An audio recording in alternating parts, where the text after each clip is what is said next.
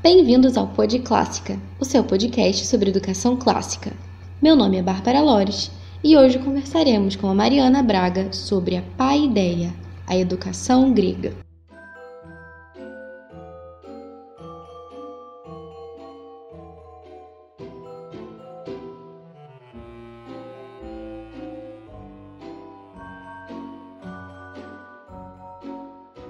Como eu já tinha avisado a vocês, o episódio de hoje vai ser bem especial.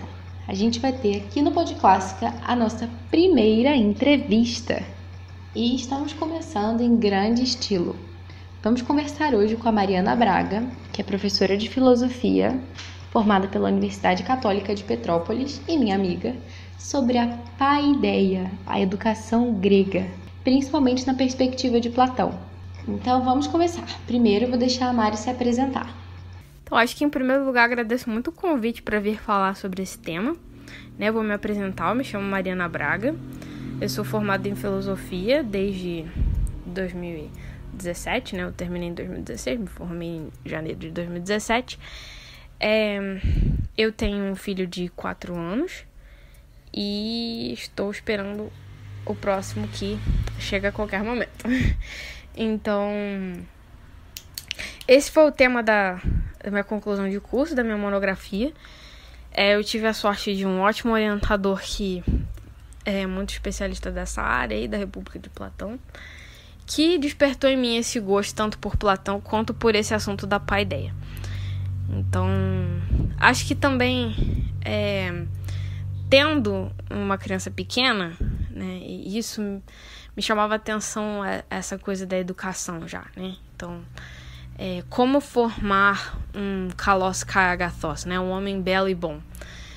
Então, diante de uma criancinha pequenininha que você tem para educar sob sua responsabilidade, você quer beber das melhores fontes para tentar auxiliar esse processo da melhor maneira possível. E acho que Platão tem muito a contribuir com isso. Claro que é muita responsabilidade falar sobre um filósofo, como Platão, um porte desses, mas na medida da minha capacidade tentarei fazê-lo. Platão, Sócrates, no início do diálogo da República, pergunta para ele, mas o que é justiça, Que o diálogo é sobre o que é justiça, a gente já vai falar sobre isso, E ele fala assim, na medida da minha capacidade tentarei respondê-lo. Então, acho que eu me coloco na mesma posição, humildemente, de que na medida da minha capacidade eu tentarei falar sobre o tema. Eu acredito que seja mesmo muito cativante e que possa dar oportunidade também das pessoas pesquisarem mais sobre o tema e se informarem mais sobre o tema. Eu é que agradeço você ter aceitado o meu convite. Eu sei que esses últimos diazinhos antes do bebê nascer, enfim, são tantas coisas que a gente precisa pensar, coisas que a gente precisa resolver. Enfim, eu que agradeço mesmo e eu sei que vai acrescentar muito para mim e também para os ouvintes do Pod Clássica. Mas vamos começar então definindo um pouco mais as coisas, será que você pode explicar pra gente assim, um pouco mais sobre o que é de fato a paideia? E eu sei que você falou no seu trabalho da monografia também sobre a educação grega dentro desse contexto da proposta de Platão. Então eu queria que você falasse um pouco para mim sobre a paideia e como que isso funciona dentro do contexto da República de Platão, para a gente entender um pouquinho melhor. Quando se fala em paideia, você está querendo dizer a respeito da educação da Grécia Antiga, a educação clássica. A palavra deriva de outra palavra que é paidos, que é criança, Então, dentro do contexto da República, Platão propõe uma educação. Por quê? Porque a República é um livro que ele está tentando construir uma cidade no logos, ou seja, nas ideias. Ele é uma coisa imaginária. Então, ele surge no início do... Platão escreve sobre diálogos, Então, a República é um diálogo. No início do diálogo, eles querem saber sobre a justiça, Também, outro nome da República seria sobre a justiça, correto? E Então eles querem ver a justiça e resolvem que se você montar uma cidade, você veria a justiça que existe na alma de cada um sob larga escala, como se fosse uma lupa. Em vez de você olhar na alma individual da pessoa, que é uma coisa menorzinha, você olha em larga escala, que seria olhar uma cidade inteira, correto? Então, no início, então, ele vai construir essa cidade e uma das primeiras preocupações com relação a essa cidade é como educar os cidadãos. Então, é aí que surge a necessidade de uma proposta, aspas, proposta educacional. E que boa parte do iníciozinho da República, ela trata dessa questão sobre como então vamos educar essas crianças. Porque, partindo do ponto de vista que essa cidade é imaginária, esses cidadãos que vão aparecer lá, eles não vêm de outro lugar. Isso é uma premissa importante. Só existe aquele mundo lá. É como se eles tivessem, realmente nascido lá e só vão ser expostos a isso. Então, essa educação pressupõe pessoas a partir do, aspas, zero, né? Então, ele inicia toda uma série de sugestões sobre como devem ser educadas as crianças, compreendendo que essas crianças vão crescer e serão os cidadãos que formam essa cidade. Então, toda a preocupação e o zelo que Platão tem pela educação das crianças é enorme, é um zelo enorme, é muito importante essa educação, que ela seja feita de uma forma X, que a gente vai explorar. Ele quer Y como resultado e ele sugere que para isso você intervenha de maneira X, correto? Tem um ponto também, né, de que hoje em dia é bastante comum até, né, quando a gente observa na internet, ver pais que fizeram realmente uma opção por uma educação clássica e usam textos de Homero, por exemplo, a Ilíada, com crianças. Então, eu queria saber qual é o papel dos mitos na formação infantil para Platão. O que ele dizia disso? Talvez seja importante um panorama geral de como era a educação na Grécia Antiga. Claro que a Grécia Antiga é composta por polis. Então, cada cidadezinha tinha o seu... Era uma cidade-estado, tinha suas próprias leis, seu próprio esquema de educação. Então, fica muito difícil falar de tudo. Mas os dois principais modelos são Esparta e Atenas. Esparta tem uma educação estatal. A educação é responsabilidade do Estado. O Estado fornece a educação. E as crianças ficam sob custódia do Estado nesse esquema. E ela tem por objetivo básico formar guerreiros, formar exército, correto? Já Atenas é quase que o oposto disso. Atenas tem uma educação livre, que é a responsabilidade de cada um. O Estado não fornece isso. E em termos militares, Atenas também é organizada de forma diferente, né? Isso ali no período áureo, claro que isso teve variações, mas Atenas, por exemplo, fornecia uma espécie de serviço militar, coisa de... O adolescente passava lá 1 ano e quando eles entrassem em guerra, convocava. Não tinha um exército formadinho. Então, até porque a Atenas tinha mais uma parte de marinha, né? Então, eles aprendiam a fazer guerra marítima, basicamente. E se tivesse uma guerra, convocava as pessoas. Não tinha um exército lá formado e o Estado não se responsabilizava por educação basicamente nenhuma, né? E nesse esquema, em Atenas, a gente vê florescer os sofistas, né? Que são aqueles a quem você paga, são aqueles professores pagos que vão te ensinar retórica, oratória, a falar bem, a ganhar votos na assembleia, né? E aí, Sócrates e Platão, de início ali, já vão quebrar com o esquema dos sofistas por terem 1001 problemas, mas esse é assunto para outro dia.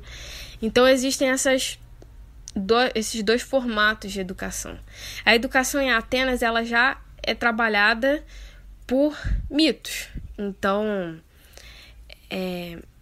os mitos educam, os mitos clássicos mesmo, aqueles gregos que a gente já ouviu falar, conhece, eles educam as crianças. Platão, ele não quer exatamente acabar, ele não quer abolir com o esquema dos mitos educarem. Ele só vai reciclar esses mitos, como a gente vai ver, ele vai reciclar esses mitos.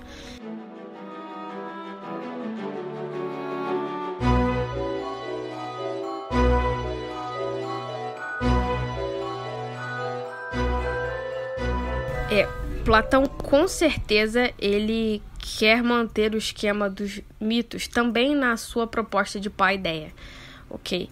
Então, o papel dos mitos na formação das crianças em Platão é crucial, né? E para falar disso, na verdade, antes eu vou explicar que a educação platônica, né, a proposta de paideia de Platão, que está na República, ela consiste do seguinte, de uma educação formada por 2 colunas. São as 2 colunas que formam a educação platônica. Então, uma primeira coluna, que seria a gymnaské. Gymnaské é como da palavra que dá origem à ginástica mesmo, porque tem a ver com esse âmbito. Que é o quê? É trabalhar o físico, né? Então é aquele ditado, né? Mens sana in corpore sano, né? Mente sã em corpo são. É por aí. Você trabalha o corpo, você molda o corpo, você educa o corpo. Então, pela educação física, e a gente vê, de fato, os gregos tinham uma valorização extrema por isso. Isso é mantido, né? E uma coisa que é muito curiosa é que, assim, ele propõe que até a alimentação seja muito bem cuidada. E pensa bem, isso de fato educa, né? Uma pessoa intemperante à mesa, às vezes, uma pessoa intemperante na vida, né? Então, saber ser comedido à mesa te leva a uma comedição também na vida, a virtude da temperança. Então, temperança nesse sentido assim, você tempera, você dá o sal de acordo. Você não quer uma coisa insossa, você também não quer uma coisa salgada. Você quer a justa medida, você quer o tempero certo. Então, é importante, e ele trata umas coisas assim que são curiosíssimas, tipo, como que deve ser a alimentação? A alimentação deve ser com azeite, com olivas, com azeitona. Por quê? Porque isso é o que tem ali, na região, correto? Por quê? Se você prova, a premissa é o seguinte, se você prova uma iguaria lá de longe, que você não tem acesso sempre, isso vai te provocar um desejo que tira a sua concentração, certo? Que, sabe, só vai atrapalhar. Então, é melhor que você esteja habituado a comer saudável e coisas da sua região, né? Então, é aquele negócio. Você prova um restaurante bom, você nunca mais esquece. E aí, você sempre vai comer e vai achar assim, Aí você volta pra casa, come seu arroz, seu feijão, seu bife e fala assim, isso aqui não é igual aquele restaurante lá. Então, é essa a premissa. Para você não ficar desejando uma coisa que não dá para ter sempre, é preferível que você se alimente com as coisas que você mais provavelmente vai ter sempre, correto? Isso não te dispersa. Isso mantém sua concentração naquilo que você deve estar fazendo, né? Isso é muito, muito interessante, muito inteligente, porque hoje em dia a gente vê um consumo e uma intemperança e assim, é um tal de gente que engorda, depois precisa fazer um regime louco, né? Então, você vê como isso, e aquela noção também que os gregos tinham de uma vaga noção de medicina também diz muito respeito a isso, a sua alimentação. Então, você vê, isso é uma sacação muito grande, porque hoje em dia a gente sabe que a alimentação é muitas das vezes a chave da saúde. Então, você vê como eles, sem nenhum exame de sangue, sem nada, tinham noção disso. Então, isso é muito legal de você ver, né? Então, essa é uma coluna, a coluna da gymnaské. E existe uma outra coluna, a coluna da musiké, que poderia se traduzir como música, né? Então, o que diz respeito a essa parte? Essa parte que a gente hoje em dia mais comumente chamaria de educação, é o que a gente mais de cara olha e fala assim, isso aqui é educação, que diz respeito aos ritmos, à música, sim, mas essencialmente aos mitos, a essa parte literária, a parte das letras. Então, é dentro dessa coluna que Platão vai propor a educação pelos mitos, tal como os gregos e os atenienses ali já estavam fazendo, né? Só que ele vai fazer uma grande reforma em cima desses mitos, que é o seguinte: pode qualquer mito? Será que pode qualquer mito? É a pergunta dele, assim. Será que eu mostrar que Aquiles arrancou os cabelos, se jogou no chão, rolou quando o Patroclo morreu, um escândalo, um escarcéu, você fala assim, meu Deus, esse é o herói que eu tô pondo como modelo para as criancinhas. Eu vou deixar essa cena que o herói tá completamente, completamente fora da casinha. Talvez não. Eu vou deixar uma cena em que Zeus, tomado de ira, vai e faz uma coisa super, queima todo mundo, joga um raio. Aí você fala assim, será que isso é digno de um deus? Será que é digno de um herói como Aquiles se descabelar? Será que é isso que eu quero mostrar para as crianças? E Platão vai dizer que não é isso. Então essas partes ficam cortadas, né? Essas partes, elas não convêm, elas não educam.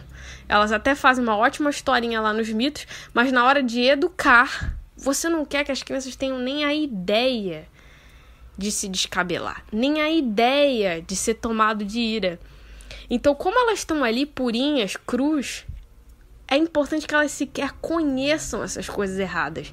E essa talvez seja a genialidade da coisa. Você não ter contato com essas coisas erradas, elas não vão estar no seu imaginário. Então, quando eu quero os mitos? Eu quero os mitos? Sim, eu quero os mitos. Eu vou educar pelos mitos, tal como todo mundo faz. E aí ele fala que as amas e as mães devem contar os mitos desde as crianças na mais tenra idade, né? Então, será pelos mitos, mas é um mito reciclado. Quando que pode um mito? O que pode no mito? Bom, o que pode é um homem bom, seja o herói, seja o deus, fazendo coisas boas, né? Ou seja, agindo um homem bom, agindo como bom. É um homem bom agindo como tal. Você arranca fora aquelas partes que não, sinceramente, não estão somando nada, não estão ensinando nada de bom. Então essas partes, elas estão fora, né? Então essa é a grande revolução de Platão na educação, ele reformular os mitos. E é interessante que, assim, Platão, um pagão, tem noção, né, de que, tipos de comportamentos que aparecem aqui narrados dos deuses não condizem com deuses, né? E essa sacação dele é muito boa, é muito sagaz, como que só intelectualmente ele percebe assim, isso aqui não tá cheirando muito bom, isso aqui não tá legal, né? Então, nesse sentido, assim, realmente os mitos vão educar.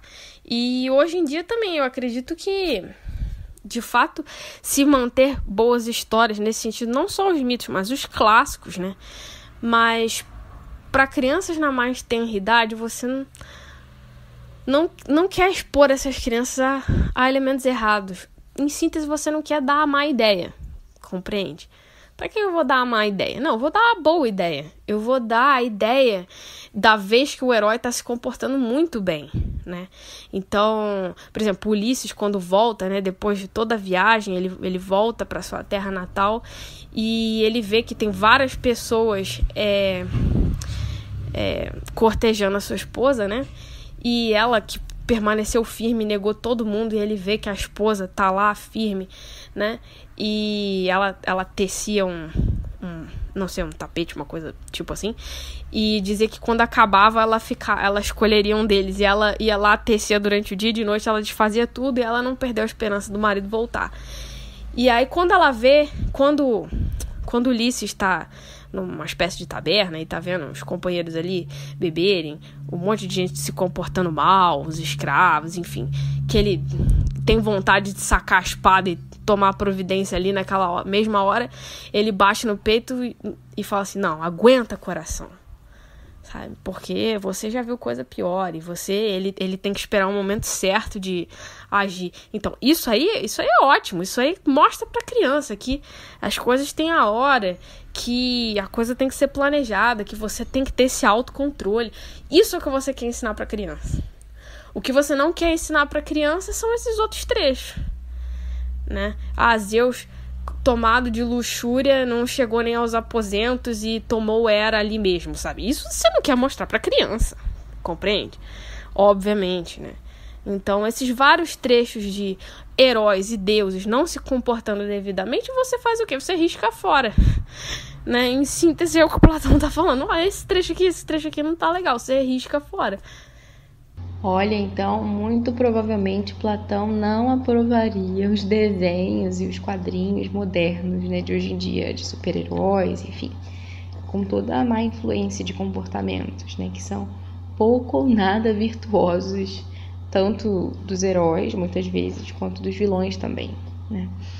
E você acredita, então, que essa ideia de certa forma, expurgar todo o imaginário vicioso seria uma forma, ali implicitamente, de Platão dizer que todos os atos maus têm como origem a influência externa, por exemplo, de outras pessoas, de histórias, como se ele estivesse antecipando essa visão de Rousseau do bom selvagem, né, de que o homem é bom, que a sociedade que o corrompe, nesse caso a má influência, né? Será que as crianças são boas e o que as torna mais seria essa influência externa? Acho que se Platão visse desenho em quadrinho, né, ele faria a mesma coisa que ele fez com os mitos, de que pode ser que eduque muito bem, pode ser que eduque muito mal. Então vamos permitir, porém, de forma reciclada, de forma filtrada. Então, se o super-herói do quadrinho tá agindo bem, então por exemplo, se é o Superman salvando uma cidade. Não, esse a gente deixa, esse aí pode deixar as crianças ouvirem. Se é o Superman numa hora que ele resolve dar uma mancada e bate no Batman e tava errado, não, esse a gente corta, né? Então, acho que o problema é sempre o filtro, né, de que as histórias educam e podem educar bem. Eu sinceramente diria que acho que os quadrinhos têm condições de educar bem, por exemplo. Só que nesse esquema platônico você não permite aparecer o Coringa, por exemplo. Você não permite aparecer o Doomsday, entendeu? Você não permite essas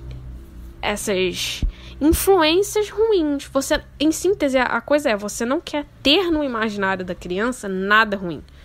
Você não quer que ela tenha a ideia disso. Então, você não expõe, né? Então, eu acho que até seria permitido, mas assim, dessa maneira, né? Bem filtrada, né? E, no caso, antecipar a visão de que o homem é bom, a sociedade o corrompe, não acho que eu colocaria dessa forma. Eu acho que eu colocaria que Platão entende que o homem tem uma natureza decaída.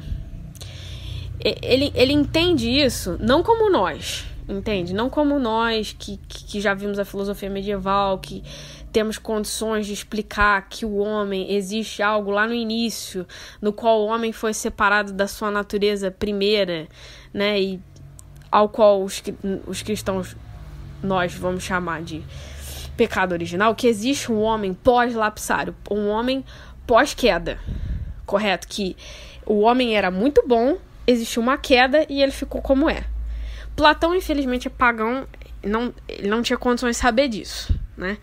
Mas ele tem uma sacação que eu acho que revela que até onde o intelecto foi capaz de ir, né? Ou seja, sem nenhum elemento de revelação, só a parte intelectual, ele conseguiu concluir muito bem, ao meu ver. Porque, por exemplo, na própria República, né, existe o mito da parelha dos cavalos alados.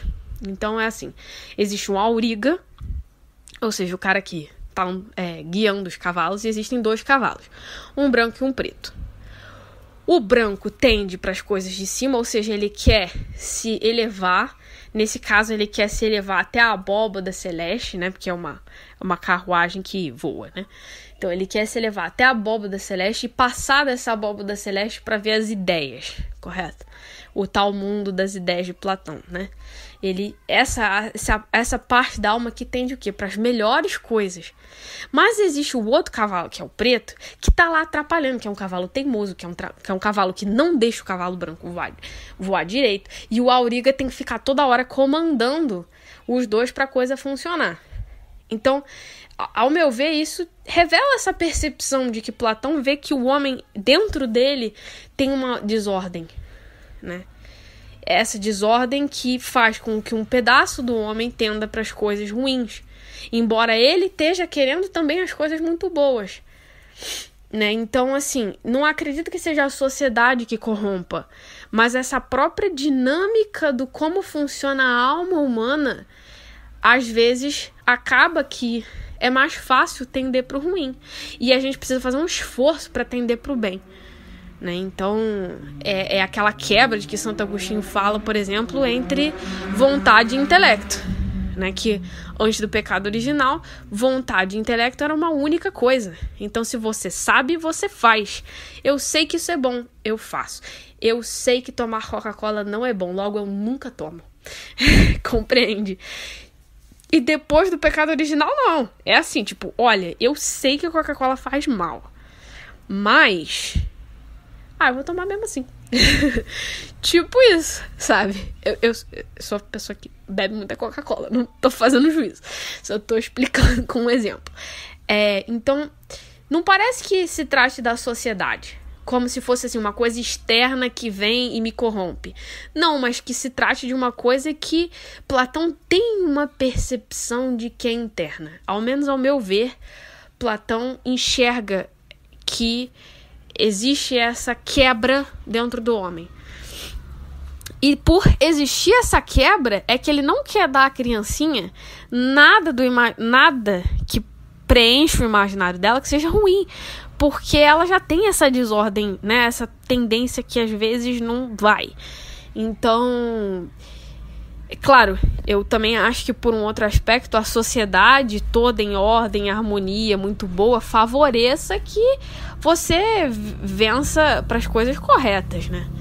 Mas o contrário de ser, né, como diz Rousseau, que assim, o homem é maravilhoso e aí é o externo que estraga o homem, não parece ser bem a postura de Platão. Até mesmo pelo mito da parelha dos cavalos alados narrados na própria República, né? Então, me parece que nesse sentido, ele é muito mais pro lado dos medievais, que vão explicar dessa forma, né? Que eu tô colocando um vocabulário que todo mundo conhece, do pecado original, ok? Então, me parece que a linha dele é mais essa. Claro que nessa eu tô emitindo um juízo meu, correto? Mas, de verdade, eu fico com essa de que não, ele não acha que se trate de... A questão não é exatamente a sociedade, a questão é o homem ter essa tendência, então é melhor você não dar nem a ideia. Então quer dizer que, segundo Platão, a educação é apenas essa coisa, né? De aula de música, educação física. A galera do fundão ia adorar esse negócio. Não tem matemática, literatura, como é que é isso? As duas colunas, elas conseguem abarcar, basicamente, o que a gente entenderia como as modalidades, né? Como as disciplinas que existem, assim, num currículo, né? Então, de fato, a música cabe dentro da musique, a educação física cabe dentro da gimnastique, mas cada uma delas, acho que já falei mais sobre isso, também abarca outras coisas. Então, no caso, a literatura, ela fica abarcada dentro da musique. Na verdade, é muito mais literatura do que música, né? É música nesse sentido de ter ritmo, de ter a ordem, a sonoridade, né? Então, é legal que, assim, as pessoas que narravam os mitos chegavam nas cidades, assim, tipo uns trovadores, e narravam os mitos de cor. E aquilo era possível também que eles decorassem, porque aquilo tinha um ritmo, né? Então, aquilo era tipo uma música que a pessoa ia recitando, né? é nesse sentido também que você fala de literatura. A parte da matemática, ela também acaba abarcada dentro disso que é literatura, até por essa coisa dos ritmos, da ordem, a própria música, ela é estruturada, né? Isso, obviamente, até hoje, é em bases matemáticas, né? Então, de maneira geral, você consegue abarcar as disciplinas, né, condizentes à antiguidade, obviamente, dentro dessas duas colunas. E como deveria ser, então, essa alimentação infantil, né? Essa dieta platônica, digamos assim? Será que ia ser parecido com o amor platônico, em que a pessoa amada é inalcançável? Nesse caso, por exemplo, o menino aqui desejando um brigadeiro que está a 500 quilômetros de distância, é inalcançável, ele não consegue pegar o doce. Essa que é a dieta platônica? Então, a alimentação é basicamente isso que eu já falei. Seria você não provar coisas que, façam mal para o seu corpo, e 2, as quais você não tem acesso com facilidade. O que você deve se alimentar seria com as coisas locais. Então, como ele está na Grécia, ele vai falar de azeitona, oliva, aquelas coisas ali do Mediterrâneo, né? E existe hoje em dia quem até faça dieta mediterrânica, ou seja, o homem não devia estar tão errado assim. De que é uma boa dieta, correto? A alimentação infantil seria a mesma que os adultos. E sempre essa regra do comedimento. Então, não é pra você enfiar o pé na jaca, né? Não é pra você sair bebendo um monte, comendo um monte, porque isso aí na medicina grega eles já sabiam que isso não ia dar certo. E a gente sabe disso hoje em dia também, que a pessoa comer demais, beber demais, vai ficar doente. Então, acertadíssimo, certo? Então, não é assim, claro, existe essa lógica de que você não deve experimentar para você depois não ficar querendo uma coisa a qual você não vai ter acesso, né? Mas não, a coisa do amor platônico, ela é muito mal interpretada.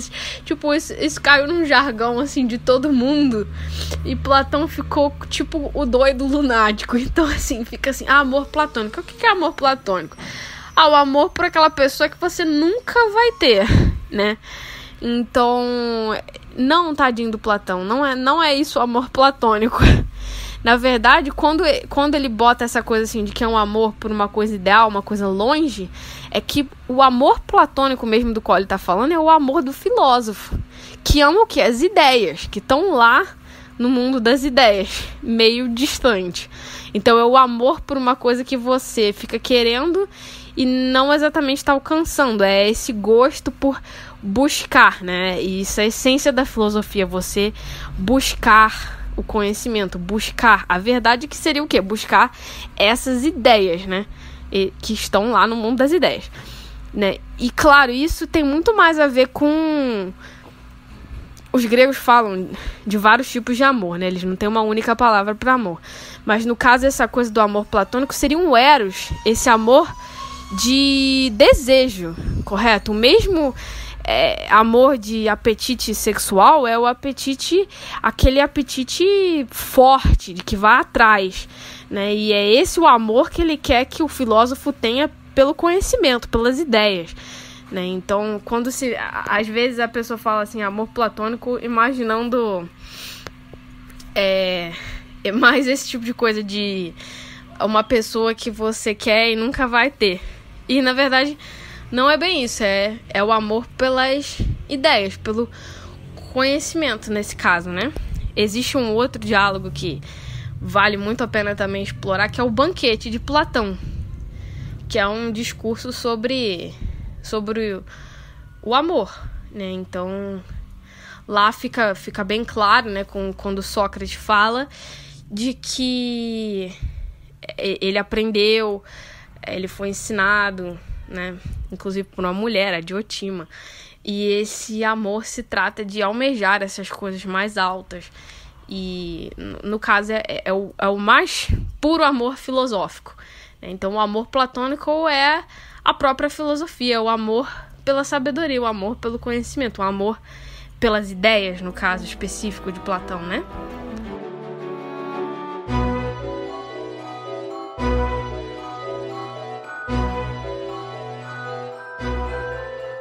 Voltando então para o contexto da República, todos os cidadãos receberiam essa mesma formação? Seria algo uniforme para todo mundo? Eu acho que essa é a pergunta que não quer calar, viu? Essa é a pergunta que dá ruim. Essa é a pergunta da treta. Porque, em síntese, há quem defenda os dois lados. Um de que a educação é para todo mundo e outra de que a educação é só para os guardiões e guardiões filósofos, né? Existe quem consegue defender essas duas coisas porque, né, infelizmente, ninguém entrevistou Platão. Então, só restou o texto. E aí você tem que se virar com o texto.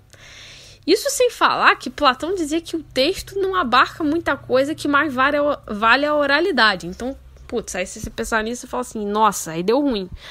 Porque como é que eu vou resolver essa pendenga? Que sobre as coisas mais importantes não se escreve. Bom, aí, sabe, não resolveu. Mas dentro do que a gente tem do texto da República, você tem acadêmicos que defendem cada uma dessas posturas. Eu vou ser muito sincera que eu me coloco na postura de que a educação é para todo mundo. Porque dentro desse esquema de você ter físis mais paideia igual a dinamis, você precisa, aspas, testar todo mundo e dar isso para todo mundo, né? Meninos e meninas também, né? Então, eu acredito mais numa visão de que seja para todo mundo e, de fato, há inúmeras passagens que vão defender isso, né? Mas também há quem consiga rebater e dizer que não. Mas eu acho muito difícil você defender que não, porque aí você fica em várias aporias também. Por isso que, de fato, assim, você tem que fazer aquele estudo de pegar vários trechinhos e ir mostrando, né? Mas, a princípio, assim, a minha resposta é de que, sim, a educação é para todos. Não tem esse... Eu não sei por que as pessoas gostam de ficar... eu vou fazer uma defesa de Platão. Eu não sei por que as pessoas gostam de ficar botando Platão como elitista. Só porque ele veio de uma família rica e, sabe, tinha dinheiro, aí ele era elitista. Não, assim, a mim não soa isso. Porque todas as três classes são muito necessárias e muito boas e muito bem-vindas. Todas elas são necessárias. Você não pode ficar só com o guardião filósofo. Então, assim, às vezes as pessoas elas botam as próprias impressões delas no filósofo, né? E aí você precisa ver, bom, será que quem é elitista? A pessoa que está dizendo que Platão é elitista ou Platão mesmo?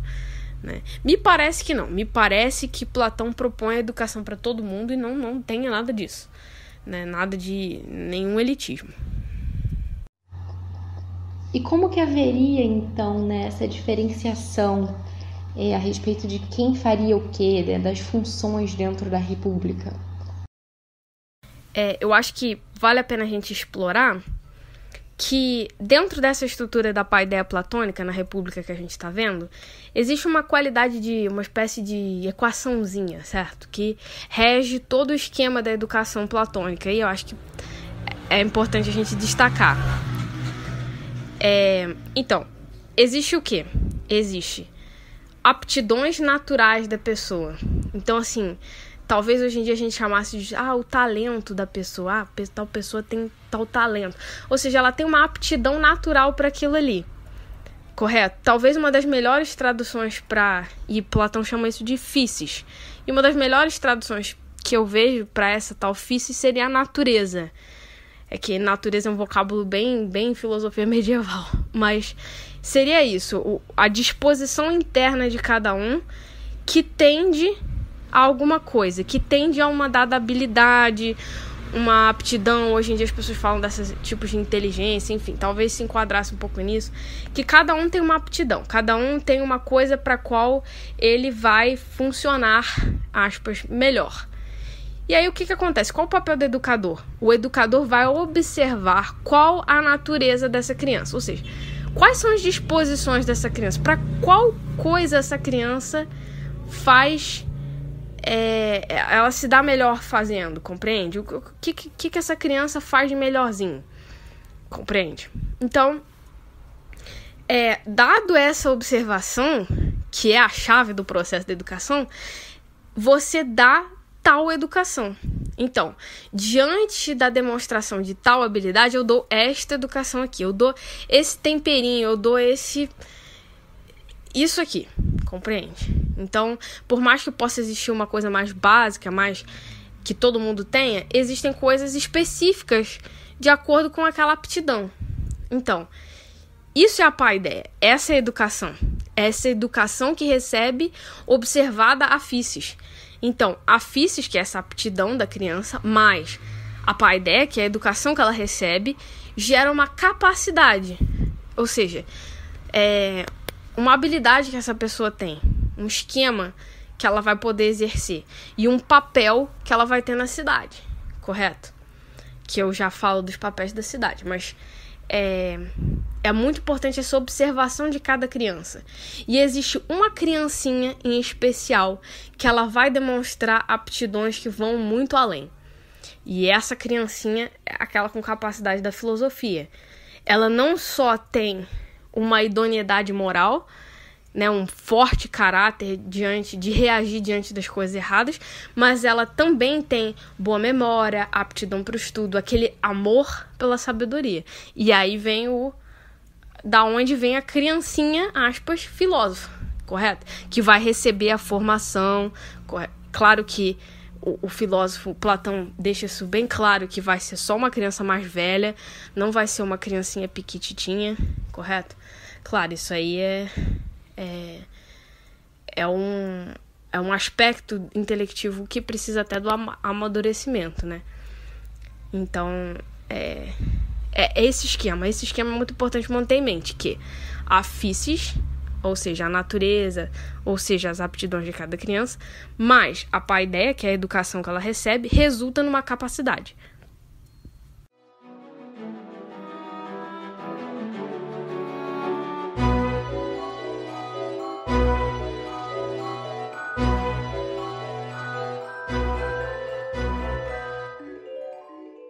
E explorando um pouquinho esse esquema dos tipos de cidadãos, bem rapidinho, como eu comecei dizendo, o livro da República, né, o Diálogo, tem por objetivo ver a justiça florescer, correto? Eles vão criar uma cidade para que, em larga escala, a gente veja a justiça que, na verdade, existe na alma individual de cada um.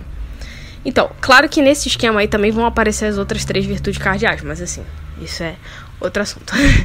Então, nesse esquema dessa cidade, além disso, a gente também vai ver que a alma, que Platão diz ser tripartida, ou seja, ser composta de 3 partes, também vão existir 3 tipos de cidadãos na cidade diretamente relacionados a essas partes da alma, que é a cidade está sendo criada para enxergar uma coisa que, né, está sendo vista dentro da alma, como já disse, né?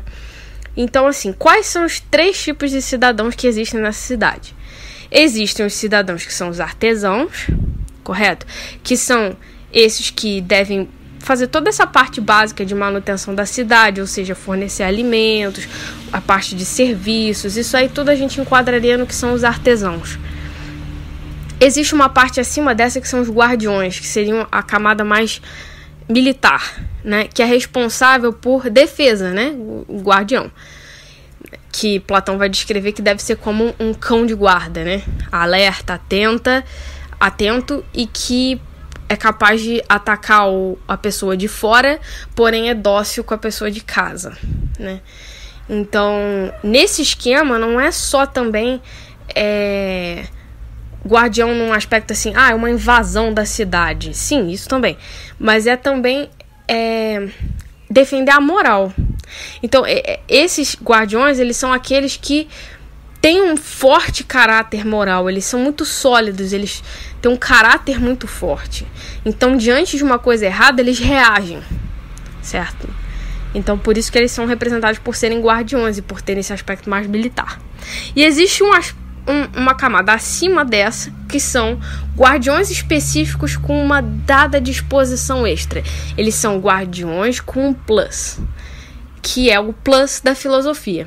E aí esses vão ser os que vão governar. correto? A proposta de Platão é de uma cidade governada por filósofos.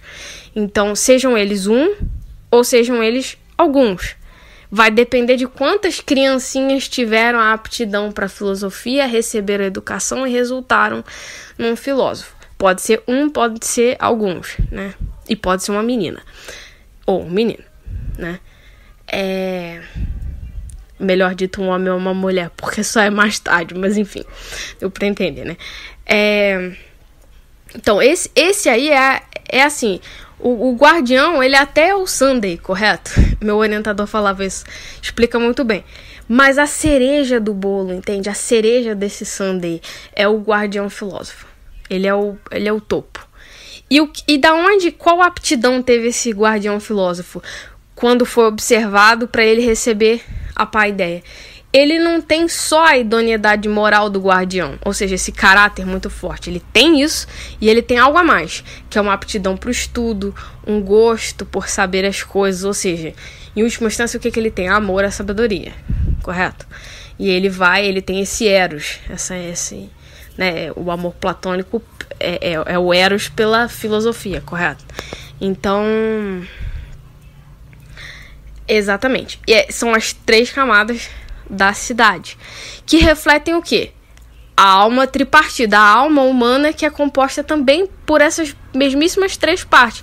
Existe uma parte de nós que corresponde a esses artesãos, que são a nossa alma sensitiva, a qual é essa alma mais, aspas, animal, que é aquela que se reproduz, aquela que se alimenta, correto? Essa parte mais básica do ser humano, né? Existe uma alma irascível, que é a nossa capacidade de se irar, né? De se irar com o quê? Com a coisa errada. Então, diante de uma coisa errada, você age com a ira. Então, é por isso que essa camada dos guardiões é uma parte mais como se fosse militar da alma, que ela zela pelo seu interior, correto? Ela tá pronta para reagir. E existe uma parte que corresponde a essa parte do guardião filósofo, que é o nosso intelecto, correto? Que deve governar o quê? Todos os outros 2. Então, a alma intelectiva, com auxílio dessa alma irascível, né, que é essa que se irrita com as coisas erradas, deve governar a parte sensitiva. E é o mesmo esquema da cidade, de quem governa quem está acima de quem. Então, Platão coloca essas 3 classes de cidadãos para mostrar, na verdade, o quê? A nossa alma tripartida. Então, isso só para entender quais são as possibilidades de capacidade dessas crianças terem. Ela vai resultar em uma dessas 3 classes de cidadãos, correto? E de acordo com o quê? Com a aptidão que ela mostrar, ela vai receber a formação para ser uma dessas 3 classes, correto? Para encerrar, então, essa nossa conversa de hoje, no primeiro episódio do Pod Clássica, eu dizia que é difícil encontrar uma definição de educação clássica e que os próprios clássicos discordavam quando o assunto era educação. Será que você poderia comentar resumidamente algumas diferenças entre as ideias de Platão e de Aristóteles nesse aspecto? Em síntese, eu acho que Aristóteles tem muitas coisas a discordar da República de Platão. Em síntese, ele até vai ironizar isso um pouco, de que, isso é lunático, não dá pra aplicar isso aí, essa cidade, sabe? Tipo, Então, é meio difícil, né? Mas eu acho que o cerne, que é formar um homem pleno, né? Formar um homem de caráter sólido, né? Nesses 2 aspectos, eu diria que Platão e Aristóteles se mantêm muito semelhantes. Então, Platão fala, né, que o objetivo da paideia é formar um kalos kai agathos, né? Que é um homem belo e bom. O que é um homem belo e bom? É Aquiles, entende? É um cara belo e bom, né? Então, é um cidadão, um homem muito viril, muito educado, muito formado nas virtudes. E Aristóteles também vai falar praticamente a mesma coisa, né? que é o Spudai Zaner também, que é o homem de caráter sólido. Então, acho que o objetivo final de formar esse homem de caráter sólido, os dois mantêm de certa forma bastante semelhante. É que Aristóteles tem outras propostas, assim, né? E também não é muito a coisa de falar sobre as criancinhas, sabe? Mas acho que como objetivo final, eu ousaria dizer que os dois são mais semelhantes do que dissoantes. Certo.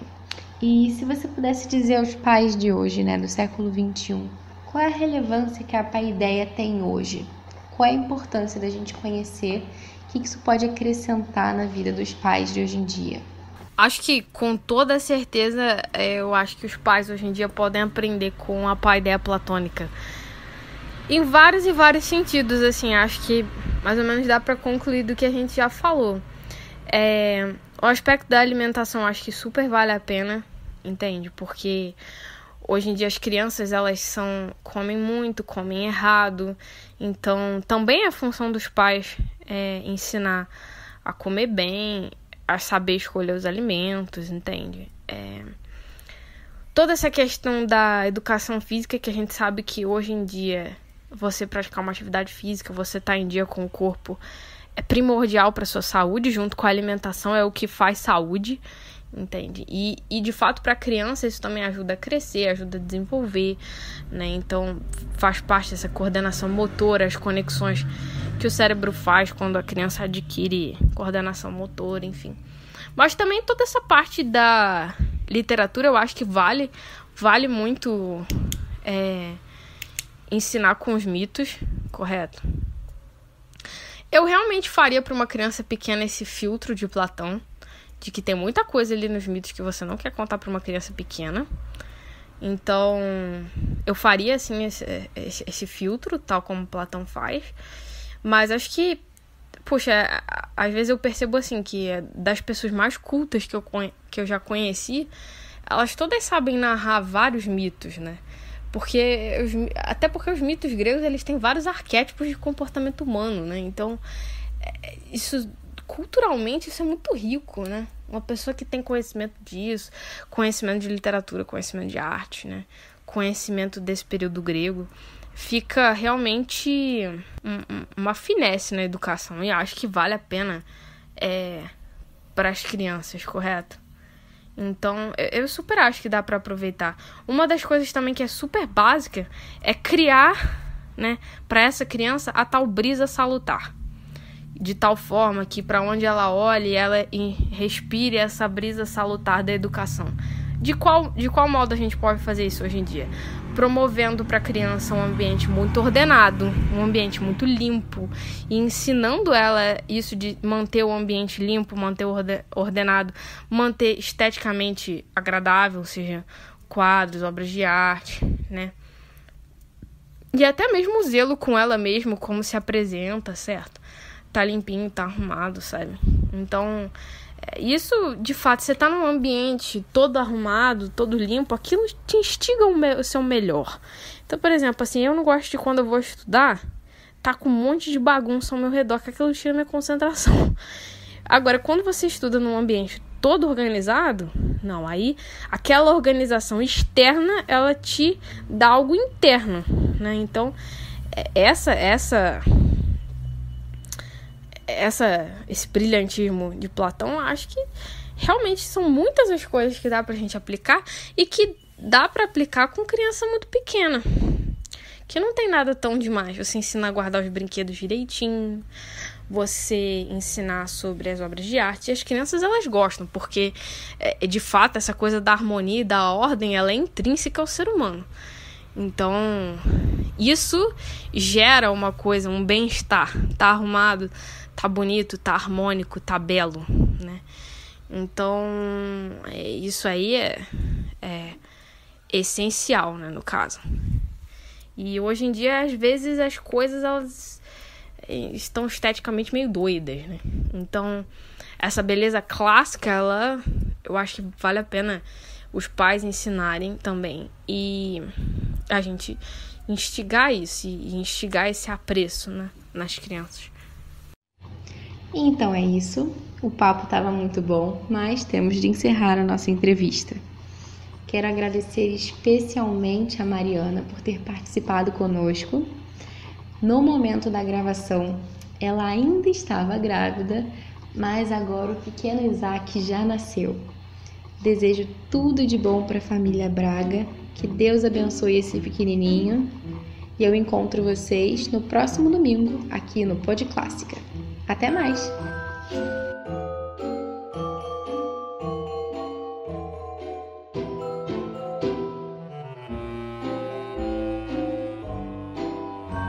Você ouviu o Pod Clássica, primeira temporada, episódio 5.